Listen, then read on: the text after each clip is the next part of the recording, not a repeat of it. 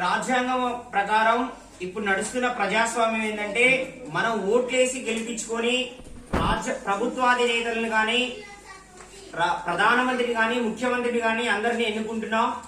అయితే ఎస్పెషల్లీ మనకి పార్లమెంట్ అంటే ఏంటిది, పార్లమెంట్ అనే దాని గురించి చాలా మందికి డౌట్ ఉంటది. ఇక్కడ మీ ఎగ్జామ్ పాయింట్ ఆఫ్ వ్యూ కూడా మోస్ట్ ఇంపార్టెంట్. దీనికంటే ముందల పౌరులకు గాని ప్రజలకు గాని కొన్ని హక్కులు విధులు అనేవి ఉంటాయి. అందులో జనరల్ గా చెప్పేది ఏంటంటే అందరికి మాట్లాడుకునే హక్కు ఉంటది. దాన్నే వాక్ స్వాతంత్రపు హక్కు అంటారు. మనం ఏదైనా పని చేసుకోవచ్చు, పని చేసే హక్కు ఉంటది. అదే విధంగా విద్యను పొందే హక్కు అంటే చదువుకునే హక్కు ఉంటది. అదే విధంగా దాన్నే విద్యా విషయక హక్కు అని కూడా అంటారు. ఓకే, వివిధ రకాలుగా మనకి ఈ విధంగా హక్కులు కల్పించబడ్డాయి. అదే విధంగా కొన్ని రకాల విధులు, వాటినే బాధ్యతలు అని కూడా అంటారు. బాధ్యత ఏంటంటే మనం జాతీయ పతాకాన్ని చూసినప్పుడు దానికి నమస్కరించడం గాని, పరాయి స్త్రీలను గౌరవించడం గాని, అంటే ఏదైనా రోడ్డు మీద పోతుంటే వికిలి చేష్టలు చేయడం గాని, ఇటువంటివన్నీ మానుకోవాలి. పరాయి స్త్రీని గౌరవించాలి, జాతీయ పతాకాన్ని గౌరవించాలి. ఓకే, అనేక రకాల ఈ విధంగా విధులు నిర్వర్తించాలి. దానితో పాటు సపోజ్ ఇప్పుడున్న ఒక విషయాన్ని చూడండి. పార్లమెంట్ అంటే ఏంటిదంటే ఏమేమి కలిస్తే పార్లమెంట్ అవుతుంది. అయితే ఇక్కడ especially parliament how many houses అని అడిగితే 2 హౌసెస్ ఉంటాయి. ఒకటి లోక్సభ, ఇంకోటి రాజ్యసభ. అయితే ఎన్ని హౌసులు కలిపితే పార్లమెంట్ అవుతుంది అంటే 2 హౌసెస్. కానీ పార్లమెంట్ అంటే ఏంటంటే ఇక్కడ పార్లమెంట్ ఈజ్ ఈక్వల్ టు ఏంటంటే లోక్సభ ప్లస్ రాజ్యసభ ప్లస్ రాష్ట్రపతి ప్లస్ రాష్ట్రపతి. Okay, president. ఓకే, ఎవరు? ప్రెసిడెంట్. ప్రెసిడెంట్ అంటే ఫస్ట్ ప్రెసిడెంట్ ఎవరు? Babu Rajendra Prasad. Doctor Babu Rajendra Prasad is the first president. ఇక్కడ చూడండి, పార్లమెంట్ అంటే లోక్సభ, రాజ్యసభ అండ్ ప్రెసిడెంట్ రాష్ట్రపతి. వీళ్ళు ముగ్గురు కలిస్తే మనం దాన్ని పార్లమెంట్ గా పిలవడం జరుగుతుంది. ఏమేమి కలిస్తే? లోక్సభ, రాజ్యసభ, ప్రెసిడెంట్, రాష్ట్రపతి ముగ్గురు కలిస్తే దాన్ని పార్లమెంట్ అని పిలవడం జరుగుతుంది. Parliament have how many houses అంటే 2 హౌసెస్. ఒకటి లోక్సభ, ఒకటి రాజ్యసభ. ఓకే, అయితే దీంట్లో పెద్దల సభ అని ఏ సభని పిలుస్తారు? ఓకే, రాజ్యసభలో దీంట్లో అంత పెద్దల సభ అని పిలుస్తారు, పెద్దల సభ. ఓకే, పెద్దల సభ, రాజ్యసభ, అదే విధంగా లోక్సభ గురించి కూడా చర్చిద్దాం మనం. ఓకే, ఎస్పెషల్లీ ఇప్పుడు ఫస్ట్ చూడండి లోక్సభ. ఓకే, లోక్సభ ఇది ప్రజలచే ఎన్నుకోబడిన అందరూ ఇక్కడ నాయకులు ఉంటారు. అసలు లోక్సభలో ఉండే మొత్తం సభ్యుల సంఖ్య ఎంత? Total number of Lok Sabha how many members అని ఉంటది. ఆన్సర్ ఏంటంటే total numbers of Lok Sabha 545, 545. Okay, లోక్సభలో ఉండే మొత్తం సభ్యుల సంఖ్య, very most important this question. మొత్తం సభ్యుల సంఖ్య 545. దీంట్లో క్వశ్చన్ ఏంటంటే ప్రజలు ఓట్లు వేసి గెలిపించే సభ్యుల సంఖ్య ఎంత? ప్రజలు ఓట్లు వేసి అంటే ఓట్లు వేసి లోక్సభలో ఓట్లు వేసి ప్రజలే ఓట్లు వేసి గెలిపించే సభ్యుల సంఖ్య మెంబర్ ఆఫ్ ఎంతమంది మెంబర్స్ అంటే 543, 543 మంది ప్రజలు ఎన్నుకుంటారు. అంటే ప్రజలచే ఓట్లు వేయడం ద్వారా గెలుస్తారు. ఎంతమంది? 543. 545 లో 543 ప్రజలు ఎన్నుకోబడతారు. ప్రజలు ఓట్లు వేయడం వల్ల ఎన్నుకోబడతారు. మరి ఎంతమంది మిగిలారు? ఈ ఇద్దరిని ఏం చేస్తారంటే రాష్ట్రపతి నామినేట్ చేస్తాడు. Okay, without elections, without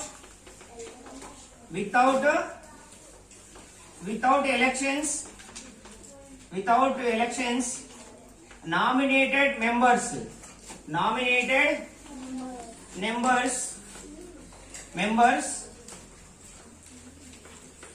how many? 2. Okay, అంటే ఎలక్షన్ లేకుండా ఎన్నుకునే సభ్యుల సంఖ్య ఎంత? మెంబర్ల సంఖ్య 2. లోక్సభ అంటే ఎస్పెషల్లీ ఓట్లు వేసి గెలిపించడం ద్వారా 543. ఓట్లు వేయకుండా గెలిపించే వాళ్ళ సంఖ్య అంటే వీళ్ళని నామినేట్ చేయడం జరుగుతుంది. ఇద్దరిని ఆంగ్లో ఇండియన్స్ ని ఇద్దరిని చేయడం జరుగుతుంది. ఇద్దరు 543 + 2 కలిస్తే 545, 545. ఉన్న లోక్సభలో మొత్తం సభ్యుల సంఖ్య ఎంత అంటే 545 సభ్యులు ఉంటారు. చాలా ఇంపార్టెంట్ ఇంతవరకు. అదే మీకున్నంత వరకే చెప్తున్నాను, ఇంకా డెప్త్ గా చెప్పట్లే, డెప్త్ అవసరం లేదు, మీరు ఇంతవరకేనండి. నెక్స్ట్ ఏ సభ? రాజ్యసభ. దీని పెద్దల సభ అని కూడా అంటారు. ఓకే, రాజ్యసభ. ఓకే, రాజ్యసభ. మరి దీంట్లో టోటల్ గా ఎంత మంది సభ్యులు ఉంటారంటే దీంట్లో మొత్తం సభ్యుల సంఖ్య 245. మొత్తం సభ్యుల సంఖ్య ఎంత అంటే 245. లోక్సభలో ఉండే మొత్తం సభ్యుల సంఖ్య 545. దీంట్లో ఉండే మొత్తం రాజ్యసభలో ఉండే మొత్తం సభ్యుల సంఖ్య 245. మరి ఇందులో ప్రజలచే ఓట్లు వేసి గెలిపించే సభ్యుల సంఖ్య ఎంత అంటే 233. 233. ఎవరిల్లు? ఓట్లు వేసి గెలిపించే వాళ్ళు, ప్రజలు ఓట్లు వేసి గెలిపించే, ఓటింగ్ ద్వారా గెలుచుకునే మెంబర్స్ ఎంత అంటే 233. మరి మిగతా 245 లో 233 మైనస్ చేస్తే ఎంత మంది ఉంటారు? 12. మరి ఎట్లా వస్తారంటే రాష్ట్రపతి నామినేట్ చేస్తాడు 12 మందిని. వాళ్ళు క్రీడాకారులు కావచ్చు. సచిన్ ఎక్కడ పోటీ చేయకుండానే ఒక మెంబర్ అయ్యిండు, అర్థమైందా? రాజ్యసభలో ఎట్లా అయ్యిండు? ఎవరైనా ఓట్లు వేసిరా? కాదు, రాష్ట్రపతి నామినేట్ చేయొచ్చు వాళ్ళని. కాబట్టి 12 మంది వితౌట్ ఎలక్షన్స్ నామినేటెడ్ మెంబర్స్ ఎంత అంటే రాజ్యసభలో ఓట్లు వేయకుండా నామినేట్ అయ్యే వాళ్ళు ఎంత మంది అంటే 12 మంది. రాజ్యసభలో. ఏ సభలో వీళ్ళు? రాజ్యసభలో. రాజ్యసభలో మొత్తం ఎంత మంది? 245. ఓటింగ్ ద్వారా ఎంత మంది గెలుస్తారు? 233. అయితే నామినేట్ ఎంత మంది అవుతారు? వీళ్ళంతా కూడా రాజ్యసభలో. లోక్సభలో టోటల్ మెంబర్స్ 545. ఓటింగ్ ద్వారా గెలుచుకునే వాళ్ళు 543. Okay, without elections nominated members is 2, only 545.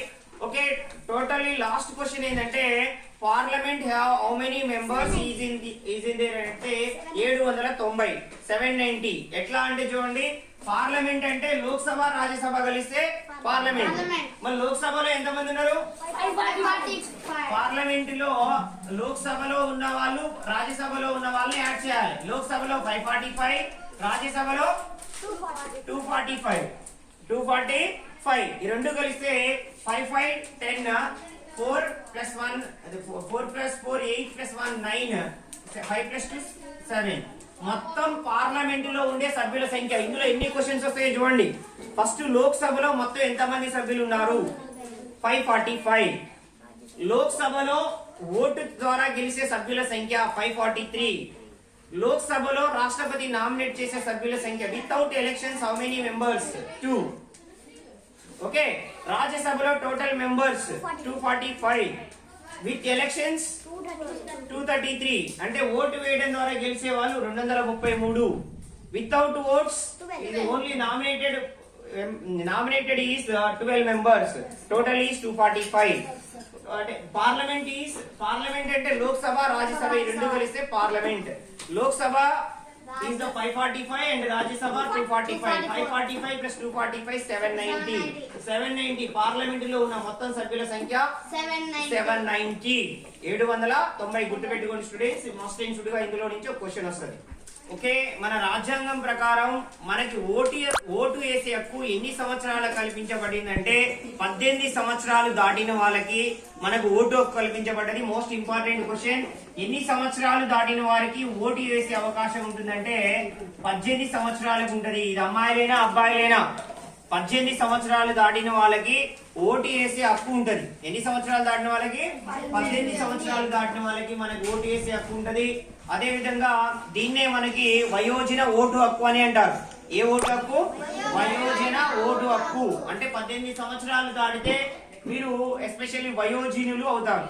Okay, 18 సంవత్సరాల తర్వాత మన ఓటు హక్కును వినియోగించుకోవచ్చు. ఓకే, అదే విధంగా కొన్ని పదాల అబ్రివేషన్స్ తెలియాలి మనకి. ఓకే, అదే విధంగా ఫస్ట్ మనకి లెజిస్లేటివ్ అనే పదాలు రెండు ఉంటాయి. ఒకటి ఏంటంటే ఎమ్మెల్యే, వాటి అబ్రివేషన్ అడుగుతాడు, ఎమ్మెల్యే అబ్రివేషన్. అదే విధంగా MLC abbreviation, MLA and MLC. ఇక్కడ ఎమ్మెల్యే ఫుల్ ఫామ్ ఏంటంటే member of legislative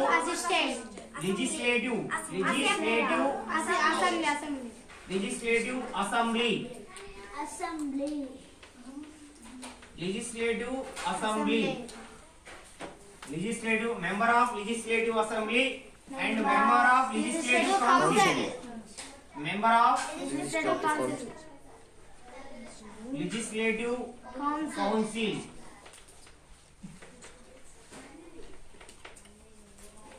Okay, member of legislative council. Okay students, abbreviation గుర్తుపెట్టుకోవాలి. member of legislative assembly, member of legislative council. అయితే దీని పరంగా మన తెలంగాణ పరంగా వచ్చినప్పుడు మనకి ఎంతమంది ఎమ్మెల్యేలు ఉన్నారు, ఎంతమంది ఎమ్మెల్సీలు ఉన్నారు అనే క్వశ్చన్ వస్తుంది స్టూడెంట్స్, గుర్తుపెట్టుకోవాలి. తెలంగాణలో ఉన్న మొత్తం ఎమ్మెల్యేల సంఖ్య 119, 119 ఎమ్మెల్యేలు ఉన్నారు. మొత్తం ఉన్న ఎమ్మెల్యేలు తెలంగాణలో, ఎక్కడ ఇది తెలంగాణ, మన స్టేట్ ఏంటిది తెలంగాణ కాబట్టి తెలంగాణలో ఉన్న మొత్తం ఎమ్మెల్యేల సంఖ్య 119.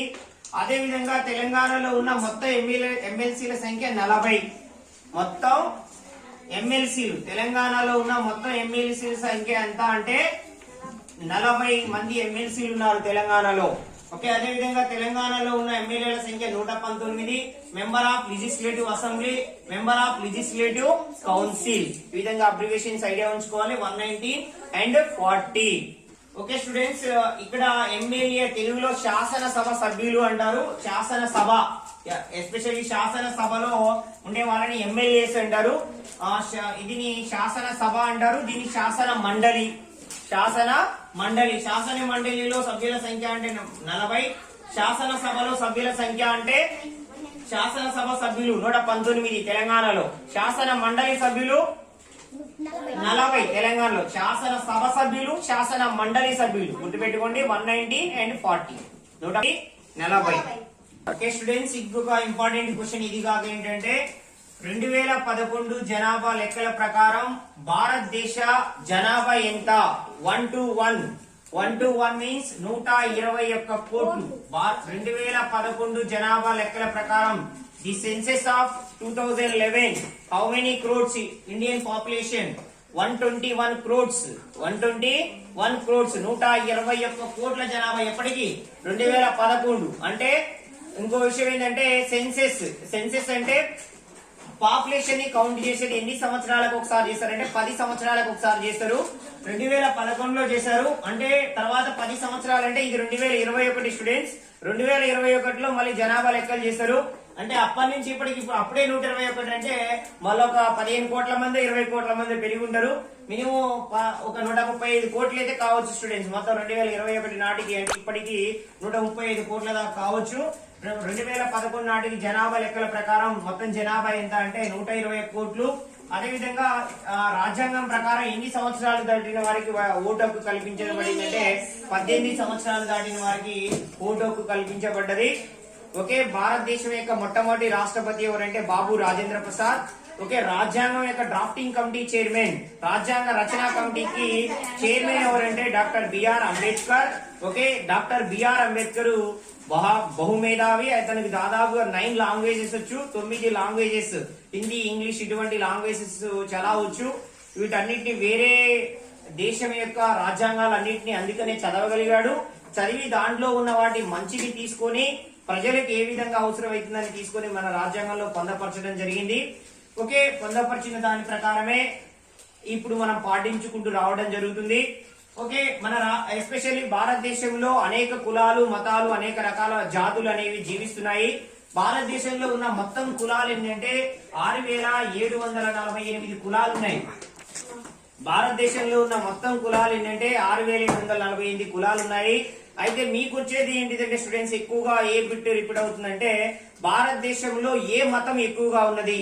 హిందూ మతం ఎక్కువగా ఉన్నది. భారతదేశంలో దాదాపు 82% మంది, 82% మంది హిందువులు ఉన్నారు స్టూడెంట్స్. భారతదేశంలో ఉన్న అతి పెద్ద మతం ఏంటంటే హిందూ మతం.